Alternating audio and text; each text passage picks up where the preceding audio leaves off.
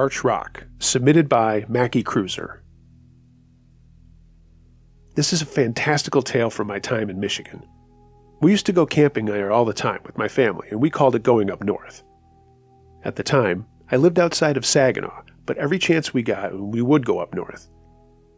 Normally, I wouldn't share this story, but because it involved my family and not a bunch of drunken frat boys like so many other stories I hear on YouTube channels, including yours, I thought I would share. There's a place on Mackinac Island on Lake Huron that many Native Americans hold sacrosanct and believe it is a place of power. A lot of people go there to visit, and it is an amazing limestone arch with a gorgeous view. However, my story happens from the water, and not the roadways that most people take to get there. I suppose I already sound arrogant, and maybe that's correct, but I think I'm always vigilant about keeping things real the same way that others are about places they love. For anyone who doesn't know who's never been there, Arch Rock is part of the Mackinac Island State Park. It's really cool, and I highly suggest anyone listening to visit Michigan. Sometimes it gets a bad rap because of Detroit and all the ratty stuff from the automotive industry, but up north is some of the most beautiful landscape you'll ever see. Anyway, Mackinac Island was also the place where they shot the movie Somewhere in Time, which will always be one of my favorites. So, we happened to be doing some cruising and fishing on my father's boat. This was in 1991 or thereabouts. My father had a 26-foot cuddy cabin bayliner that we would go out on all the time, and on this particular occasion, we were planning on staying on the boat rather than on the island itself. We'd been on the island many times, but for whatever reason, my father decided it was too expensive that year, so staying on the boat at night was his decision.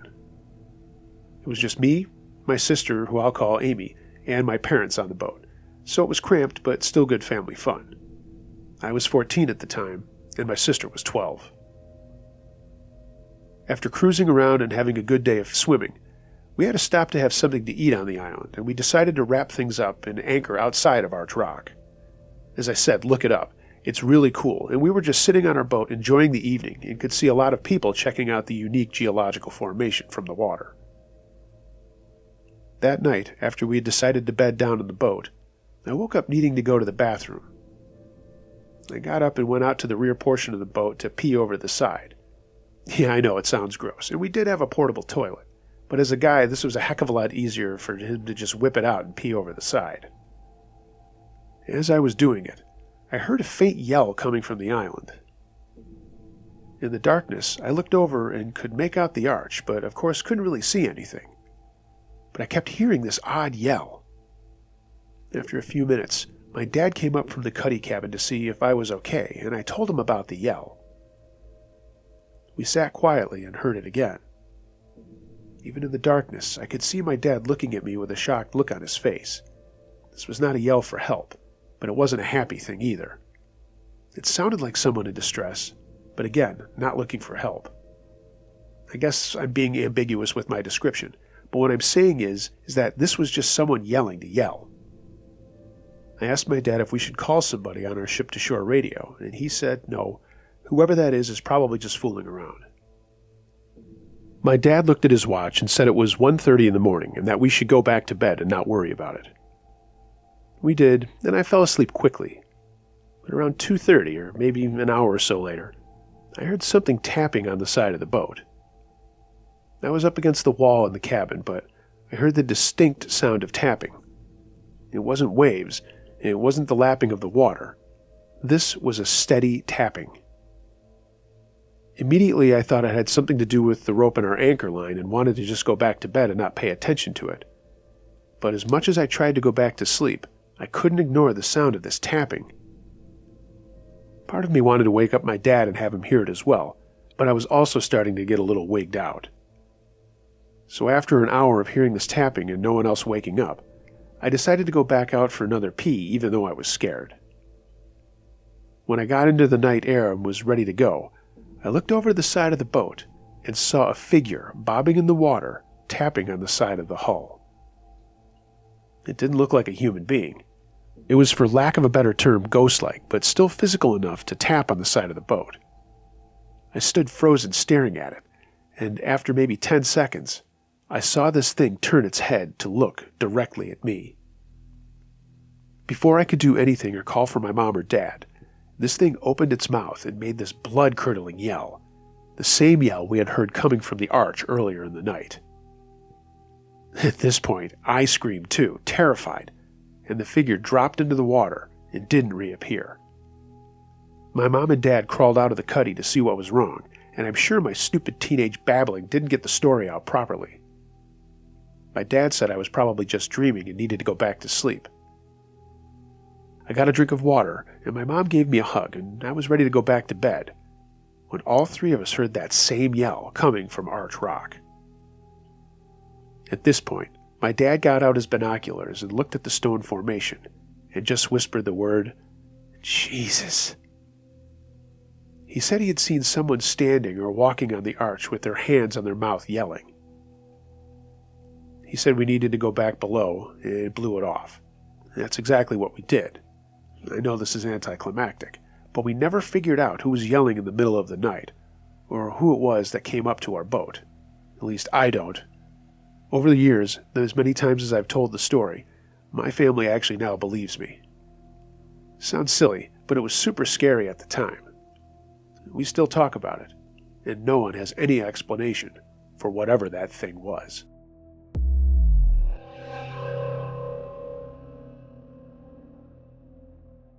What Was That? By Calico Jack.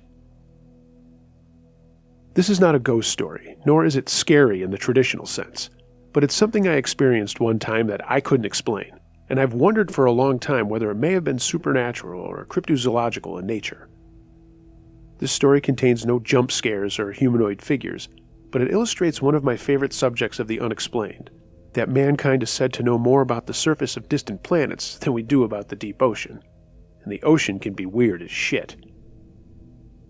In the summer of 2006, I was studying abroad in England. We had a few days off and decided to take a trip to Amsterdam to do, the things that American college students used to do in Amsterdam. This required an overnight ride on a massive cruise ferry called the Pride of Hull from Hull, England. We were going to Rotterdam, Netherlands. It was a big, beautiful ship, as nice as a cruise ship with restaurants, bars, lounges, private staterooms, etc. There were over 1,000 passengers and crew on board, and we left Hull in the late afternoon. It was a beautiful summer evening, strangely warm for the North Sea, but windy as hell. The sea was choppy and full of whitecaps glowing greenish in the light of the setting sun. My group was holed up at the bar and ordering drinks, and after one or two ales, I excused myself to go to the outside deck to smoke a cigarette. Now remember, we were going to Amsterdam, not from. I swear I was smoking nothing more than the good old harmless Marlboro tobacco. Anyway, I walked out onto the outer deck, and that's when I saw one of the most bizarre things I've ever seen. Off the port side, about even with the ship, there was a very heavy wake in the water, with no visible source at all. Yep, a classic Kelvin wake pattern, just randomly kicked up in the middle of the sea. I grew up in the Chesapeake region. I know how boats work. This looked like a large watercraft of some sort was underway a few hundred yards off our port. A large chevron-shaped wave pattern moved abreast of us at roughly the same speed. It was even kicking up a vortex of bubbles behind it. But not a thing was visible at the vortex that could explain its existence. Other people saw it too. I saw a few passengers point it out to others, and some officers were visible on the flying bridge with binoculars looking at it, but they were too far away for me to get a good look at their faces to discern any concern or apprehension. One appeared to be talking into a cell phone or a walkie-talkie. I watched it for about 10 minutes as it appeared to slow and fall back behind us, eventually disappearing on the horizon. The officers upstairs never took their binoculars off of it. At no point was I ever concerned. I was just mesmerized. Was it something under the surface? It was way too big and fast to be a whale. Some kind of submarine? It would be highly unprofessional and dangerous for a sub to get that close to a passenger ship with so many people on board. Was it some kind of natural phenomenon? A confluence of several waves? Maybe an underwater sea vent? To this day, I have never seen or heard of anything that even remotely resembles what I saw. The ocean holds more mysteries than I think we even realize.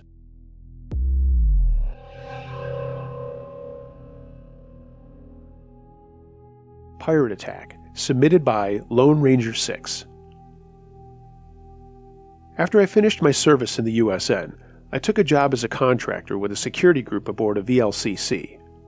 I'm not going to name the name of the vessel, but this took place off the coast of Mogadishu in 2011. The tanker was about 1,200 feet in length, so you can imagine that's a lot of real estate to protect, and pirates are usually in smaller vessels that can outmatch the speed of such a lumbering thing as an oil tanker. The skip and his crew had taken a number of precautions against any unwanted boarding, such as lining more accessible deck rails with razor wire, but even that doesn't stop some of these people. At the time, the most dangerous area for pirate attacks was in the Gulf of Aden, but they also happened often farther out to sea. If you follow the news, you've certainly heard the tales of pirates taking ships and their crews hostage, sometimes with deaths involved. This particular skip had been part of an attack years earlier as part of a crew before signing on as a captain of this vessel. He was taking no chances on having that happen again and was very loyal to his crew. He hired my boss and mates to protect them on a run from Dubai to Port Elizabeth, South Africa.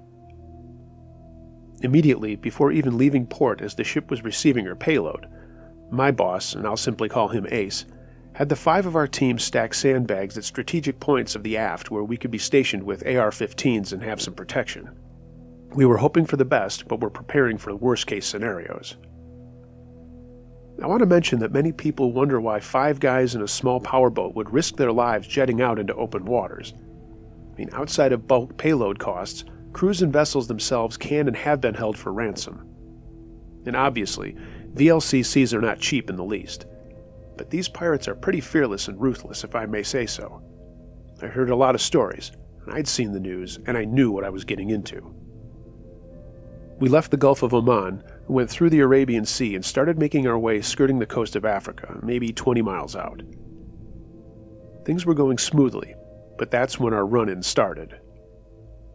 A skiff carrying 6 men was spotted on the starboard side coming from land. Our team immediately went into action and stationed ourselves at our points that were all within earshot of one another. This was always key in keeping our comm tight and being able to effectively work together. Skip had things going around 20 knots or so, but this skiff was gaining on us quickly. I did my best to keep cool. I'd been in combat and this was nothing new, but it was still a rush, and the anticipation of what was going to happen in situations like this can get anyone's blood flowing. So we got a better look at these guys and could see that they were armed, but to our advantage, it was likely they had no idea where we were to protect things. When they got within 40 yards of the vessel, Ace gave the go-ahead to start firing and hopefully scare them off. It didn't work right away, and the skiff came right up to the starboard side looking for any access to board. Now, my partner next to me was firing down, so I had to move to a new position, and 2 more of our team are on my 3 and also firing down. These guys in the skiff were determined, and they didn't let up at first, but likely had no idea where our fire was coming from. After about 2 minutes of constant AR fire, they started to drift behind us when my partner yelled out, "There's another one coming!" Sure enough, a second skiff was making its way to us, but this time we didn't wait until they got closer. We started firing, and I'm not sure if they were in communication with the first skiff, but they didn't come much closer than 100 yards before realizing that this was not a ship to be fucked with. Both skiffs let up and disappeared to our aft and starboard sides not to return. Thank God the rest of the journey was quiet, with the skip very happy with our work, and we remained vigilant for the possibility of another attempt. I can't tell you how messed up it is to see someone doing this, and you can look into their eyes and see their determination. I remember the faces I saw were not fearful. They were not yelling, they were not freaking out, they were robots just doing a job. I know this doesn't sound scary to anybody, but if you were there, it was very terrifying in a way. I'd run into enemy fighters in the Middle East, and when shot or captured, they looked like you and me, regular people. These pirates didn't look like that at all. They looked cold-blooded. Anyway, I got out of that line of work and came back home. It's been a while since this happened, but I'll never forget it. I don't know if I killed any of those guys trying to attack the ship. I don't know if they all got home to their families safe. And in all actuality, I don't care. I did my job. I hope you can share this with your listeners. Thanks.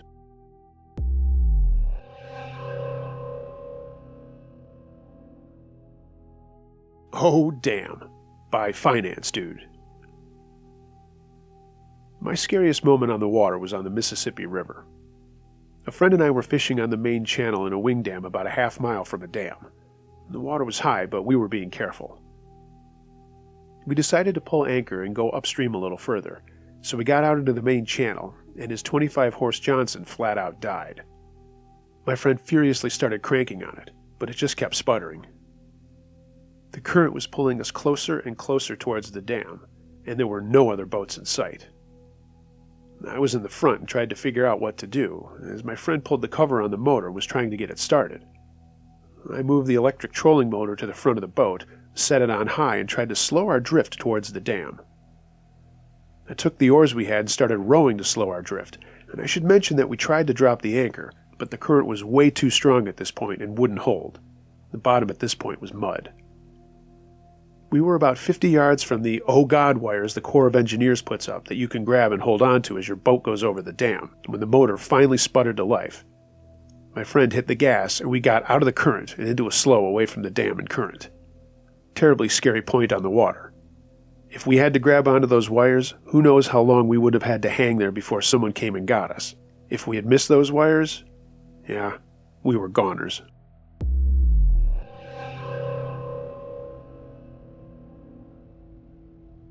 Something Strange Out There, submitted by Downrigger Dan.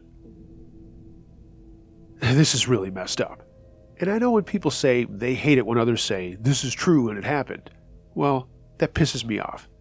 Because this is true, and it did happen. My friend and I were fishing on Lake Ontario in the summer of 2011. We were doing our thing looking for lake trout and having a pretty good day. We'd been out a bunch that summer, but this August things were really killing it. The trout get bigger as the season goes on. We were enjoying our chatter, the sandwiches we made, and a few cold ones, but keeping it low-key as we had seen more than one CG official out on the water that had been stopped just 2 weeks prior for a routine check. As the day wore on, we decided to head in closer to the shore off of Oshawa, where there's a nature preserve. We were going to go and see if we could get some panfish for dinner. By now, the restrictions on eating lake fish were lifted, and it was safe to eat them. Growing up for me, this was not the case, as the fish population had been drastically affected by pesticides and other crap in the water. Anyway, we found a nice spot in about 25 feet of water. I threw the anchor over for the first time that day, and we got after things. We were fishing away and just chewing the fat when the boat kind of jerked in the water. It was so violent and out of nowhere, we both almost fell, my friend nearly into the water. We asked each other if we were okay, and then started looking around the water to figure out what the heck caused that. My friend checked the depth finder, and everything was cherry. He just said, "Rogue wave?" and we both laughed. We caught a few more fish, had another beer, and decided to head back as it was getting late.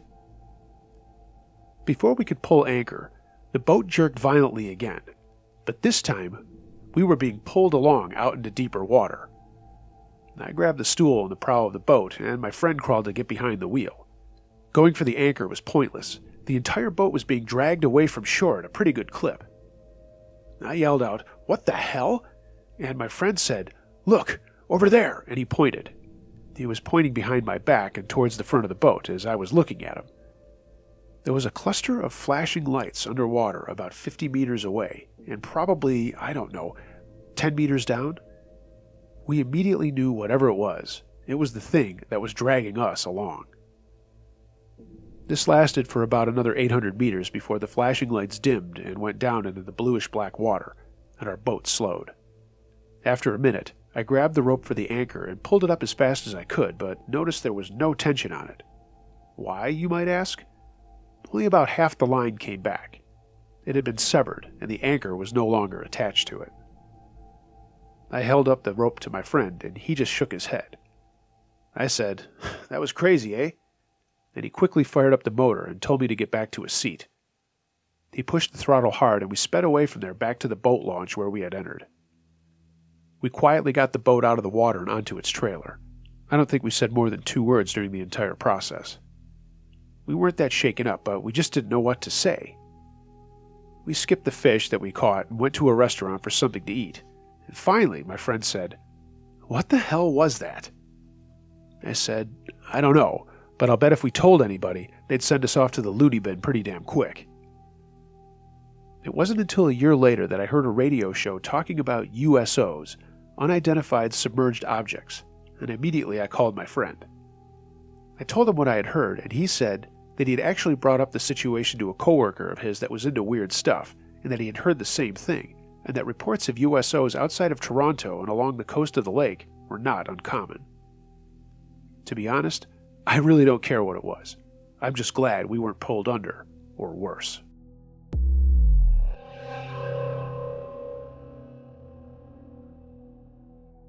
Don't Mess with Mother Nature by Finally Retired. As a sailor, one time we had 3 races scheduled, but a front was also scheduled to come through sometime during a race. After 2 races, I saw a black squall line approaching in the distance. Deciding discretion is the better part of valor, we headed in. Of course, the rest of the fleet decided to remain racing. We were almost back to the marina when the squall hit. I don't know how high the winds got, but everything was blowing by horizontally, and it got very dark, except for the flashes of lightning. I told my crew to get down below and stay away from any metal parts, while I remained topside, handling the tiller and trying to beat against the oncoming wind and waves. At least, going into the wind, the waves were not high, but were getting topped off and mixing with the rain, so it was like steering into an open fire hydrant. I was too focused on the situation to worry about the flashes of lightning, but I did move away from the metal rail just as we took a hit on the mast. I saw a huge flash, then sparks jumped from the rail and hit me right in the butt. I expected to be fried, but I kept looking around and I seemed to be fine. Sometimes it's good to have a fat ass. Within a few minutes, the squall line blew over and we made it safely into the slip. Apparently, as I said, the lightning had struck the mast, come down the metal shrouds, and went to ground in the water from there. But enough static had built up that I caught a spark off the rail. After we got back, I heard the rest of the story. One of the boats still racing got hit and blew a big hole in its fiberglass hull, sinking it. Fortunately, the crew was rescued. On land, it was a more tragic story. 2 people playing soccer in a field were struck by lightning and died. Lesson: don't mess with Mother Nature, man. When a storm's coming, head back in with enough margin to make it back well before the storm hits.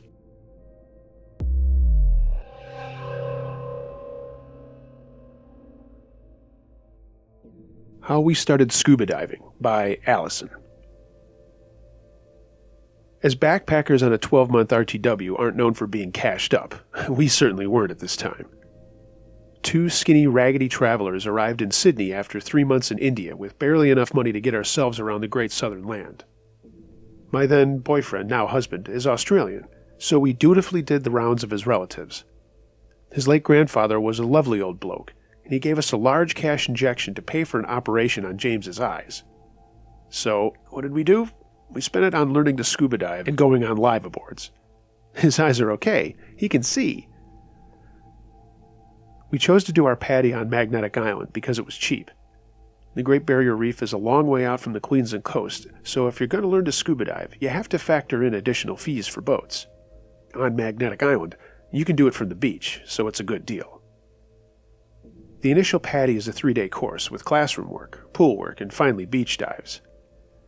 There was a medical which you also had to pay for, and a GP on the island did those, and people do fail the medical. You also have to be able to swim. That sounds obvious, but people do try to learn to scuba dive without being swimmers. It is tested. You have to swim a few lengths. There was one boy in our group who couldn't swim a length without fins. Somehow he still managed to get in. The course isn't that hard. The exam at the end is very straightforward. We did ours sitting under the palm trees on the beach. All very lovely. We immediately went on and did our advanced PADI course, another 2 days. This is where I came unstuck. It's true, I was a scaredy cat. I never even managed to snorkel pre-PADI course. I'm not so much scared of water as the things that are in the water. That's right, sharks, and fish, and bits of seaweed used to freak me out. I blame all of this on watching Jaws at an early age. It's a brilliant movie, but it scared the crap out of me. I've even been known to freak out in swimming pools. I mean, a shark could sneak in through the secret James Bond tunnel, couldn't it? So, scuba diving was challenging for me. The pool work went well, and we were ready for our first beach dive. And that was when the magic happened. We saw a beautiful green turtle on our very first dive. James said I disappeared after it in a cloud of sand, whacking him in the face with my fins as I went. I love turtles, and I love being where they are. I was smitten.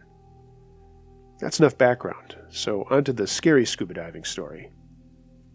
Day 1 of our advanced PADI course, the morning after passing our exam, we went out to dive on the SS Yongala. It's a deep wreck dive into open water. It's what you might call challenging. Choppy seas and strong currents mean you have to get from the boat to the wreck by clinging to ropes. Divers descend a line to the bow of the sunken ship and make their way around the outside of the wreck, aiming to get back to the rope with enough air in their tanks to ascend safely. The Yongala is spectacular.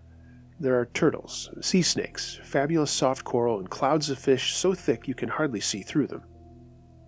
We made our way to the stern, checking out the portholes along the vessel's 109-meter length as we went. At the stern, we stopped to do a check for nitrogen narcosis. I think I did okay on this, but maybe I was a bit narked. I don't know. As we turned towards the bow, I started to float. This is what happens when you use up your air. You get lighter and start going up. I should have been able to void my BCD, but as a brand new diver, I just wasn't experienced enough to do this properly. I couldn't swim down. I was at the back of the group, frantically twanging my tank banger to get James's attention. I could see him looking around for me, but he didn't look up. Nobody did. We were in over 25 meters of water, and I eventually lost sight of my group in the wreck. I gave up and floated to the surface. An ascent like that isn't good for you. I had no decompression stops, and I was worried about the bends. But still worse, I found myself bobbing about in fairly heavy swell in the open ocean, with no boat in sight. Talk about scary. There are tiger sharks out there, plenty of them. If they didn't get me, I was just going to float away and be lost forever. Luckily, there was a large buoy nearby, the sort of buoy that would scare me normally, but this time it was my lifeline. I finned towards it, hung on tightly, and waited. I'm still alive, you can probably tell. After a while, a tender from a very fancy boat passed by and saw me. Pure luck. They dropped me back at my boat in a teary mess, and an extremely worried James surfaced shortly afterwards. He'd actually run out of air in his panic to find me, and had to make his ascent on our instructor's air tank.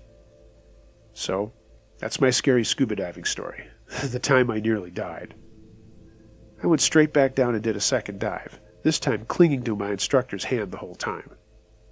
Learning to scuba dive clearly doesn't end the day you get your PADI.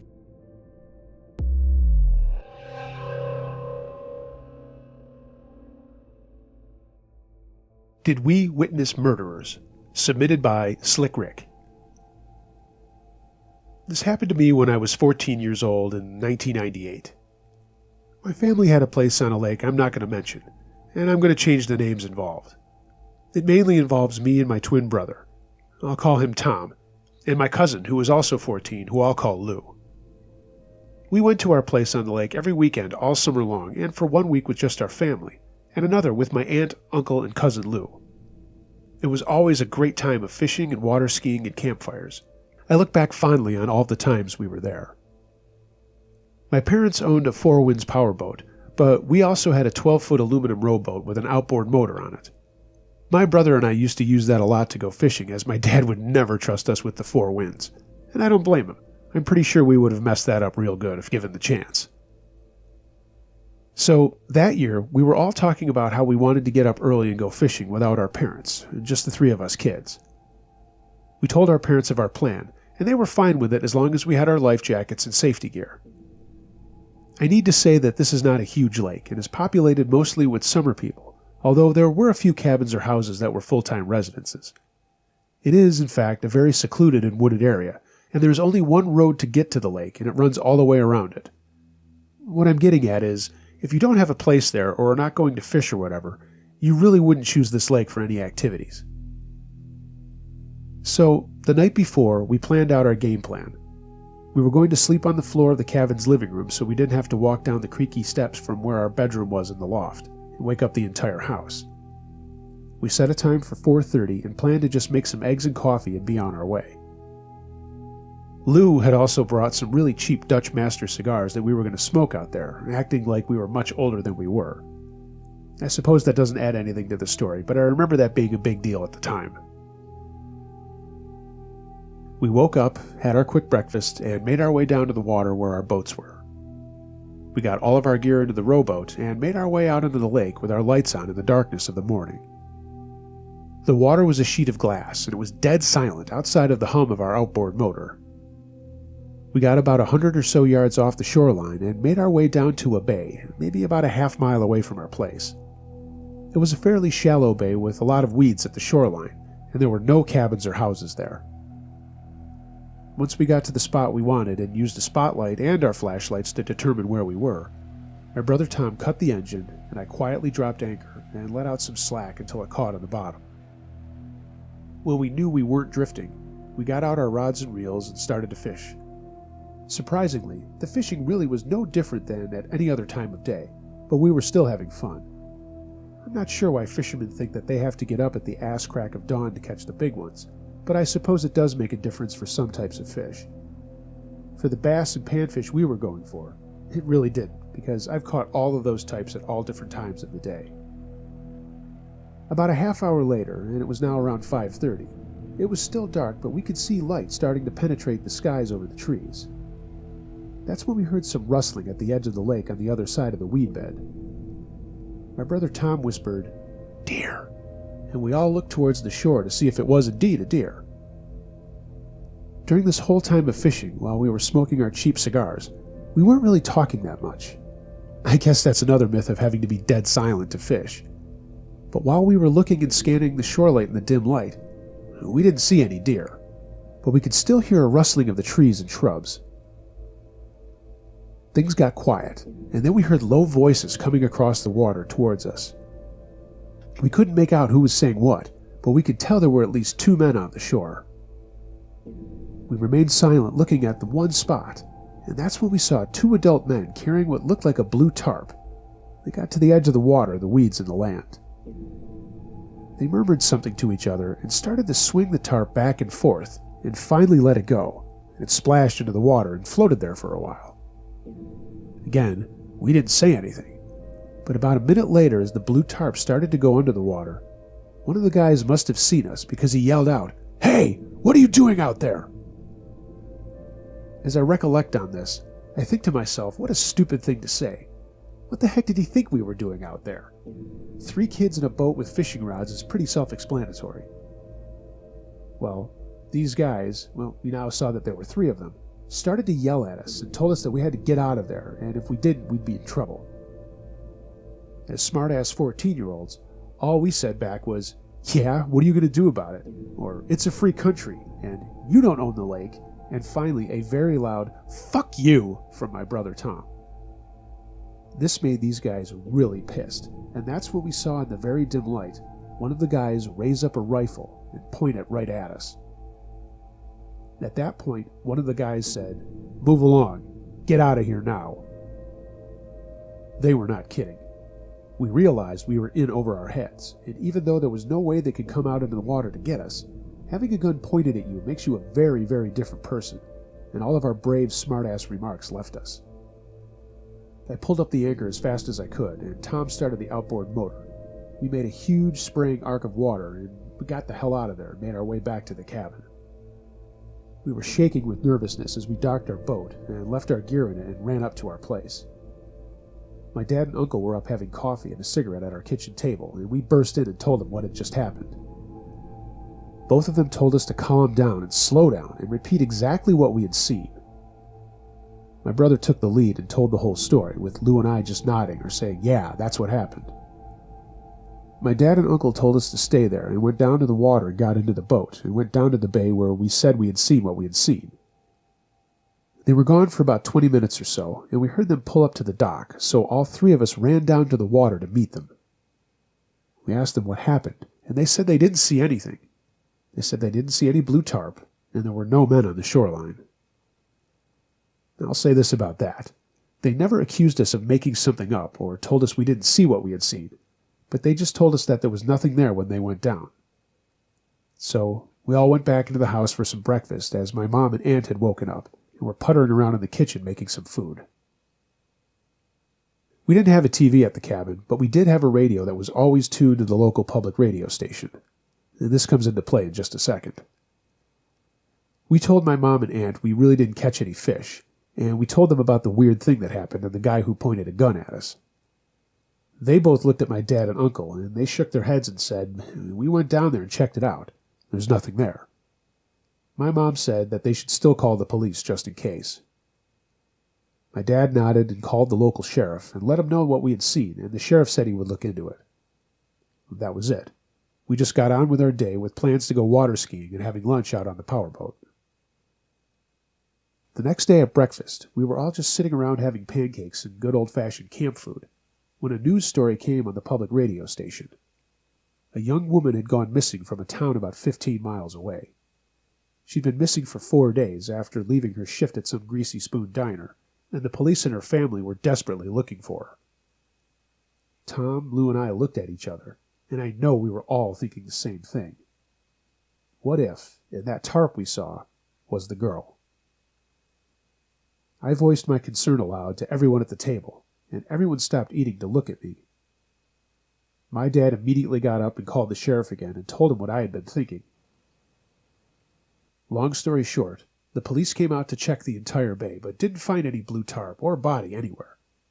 They even sent out launches to check the rest of the lake in case something might have drifted out of the bay, but they didn't find anything. They did, however, find footprints of 3 men in the mud down at the edge of the water. As I mentioned, there are no cabins or houses down at that bay, and no real reason to be there. So at least that portion of our story was confirmed. As far as I know, the girl was never found, and no one has ever been caught or charged for her disappearance. But we all know what we saw, and although we can't prove it, we are convinced that we saw 3 men try to dispose of a body, but their plan was foiled by 3 kids in a boat, and their plan must have quickly changed right there and then. I am convinced of that, and there's no way anyone will make me change my mind, despite the fact that I can't prove it. It's a strange world we live in, to think that we witnessed quite possibly 3 murder suspects trying to get rid of evidence, and even when we reported it, it was too late, and someone probably got away with murder. I have to say it's a terrifying thought that still bothers me to this day.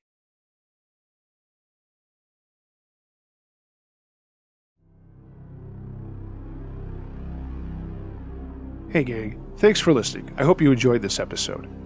This one came together in kind of a weird way. I had a bunch of submissions that were surrounding stranger subjects like strange creatures or UFOs, but I noticed that some of them were kind of similar in that they were all involving the water. So of course I had to scour the net and find some other cool stories and put it together for you. Thanks for everybody who's been asking what's been going on, as I haven't uploaded in a couple of weeks. This is a very hectic time of the year, and I've got some other stuff going on in my personal life that is requiring my attention, so I apologize for not uploading every week. I hope to rectify that. Please like, share, and subscribe to this channel, and leave a comment. I try to get back to everybody as fast as I can. If you've got a story that you'd like to hear narrated on this channel, email unclejoshtruescarystories@gmail.com. I read them all. If you're not following me on social media, please do. Links to that are in the description below. And if you'd like to take it a step further and support the channel, find me on Patreon. For as little as $1 a month, you get access to content earlier than everybody else and some other kind of cool perks. But I can't tell you what those are unless you go over to Patreon. 'Tis the season. If you have any scary Christmas or New Year's Eve stories, send them my way. Everyone, be excellent to each other. And until next time, remember, be wary of things that go bump in the night. Could be anything. A ghost, a monster, or the guy next door.